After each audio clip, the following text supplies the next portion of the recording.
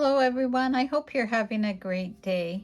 Today's block is another cat block because as you know I really love cats. So this one is going to be 8 inches wide by 12 inches deep.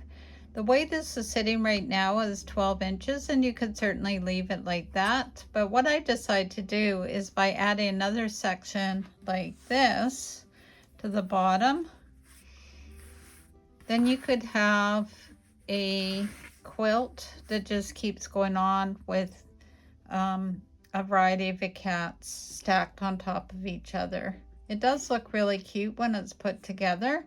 And what you can also do is by switching out this red, and let's just put a light background in there. And I've lost the other block, so let me just find that. Here we go. And this goes like this. Then by doing it dark and the lighter, it's easy to just keep adding on without thinking about what other color comes next. Because I'm in the process of making a bunch of placemats for Wheels on, or Meals on Wheels, I am trying to keep them colorful and trying not to have a lot of the lighter background just because of staining and things like that. So I'll go ahead and show you how to put this together. It is really fun and it is a total scrap buster. I am using a bunch of 2.5-inch HSTs from a bucket and a bunch of potato chips that are 2.5 by 4.5. So let's get started and I'll show you how to put this together. To begin with, we need to make 2 sections that are the same layout. So what we need are 2.5-inch HSTs with the lighter and dark. I'm not going to specify all the color breaks because it all depends on what you're going to choose for yourself. In this particular block, the upper one's going to have a lighter background and the lower one's going to be darker, which is blending into the body of the upper cat. I hope that's not too confusing. So for this lower section, again, we need 2 HSTs that measure 2.5 inches square. Then you need a potato chip that is joined below that. And then on each side, you're going to have another potato chip. So these are 2 sections. So this is one and this is another. So I'm going to go ahead and do this and I'm going to take my time.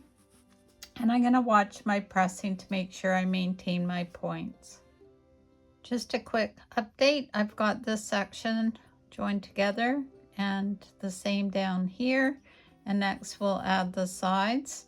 These center parts of the block should measure 4.5 inches untrimmed. And again, these are 2.5 by 4.5, so they'll all fit together really well.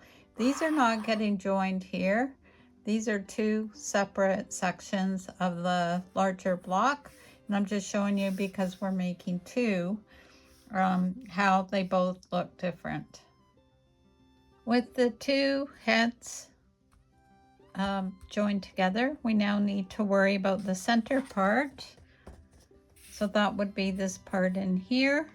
So what we're going to do is we're going to use some more half square triangles.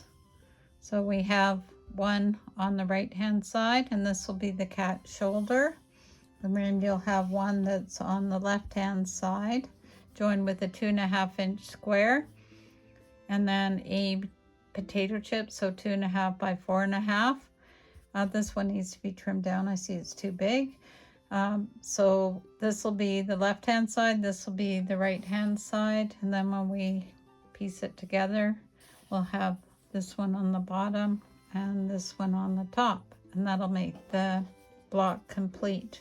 So I'm going to go ahead and do that, and then I'll give you a final reveal of the 2 blocks and how they come together. So I have the center of the block all pieced together, and now we're going to put the lower cat with the 1/4 inch seam. I will pin and really watch these points so I don't cut off the ears. And then this one will go on the top and then the block is complete. So let me do that and then I'll show you with the other block beside it and how it'll all come together. So I now have this block complete. It measures 8.5 by 12.5, and I'm going to add the blue one that I showed you earlier. So together those will be 16 by 12, which is a very large placemat, but I really like that size because then it gives you lots of room for everything.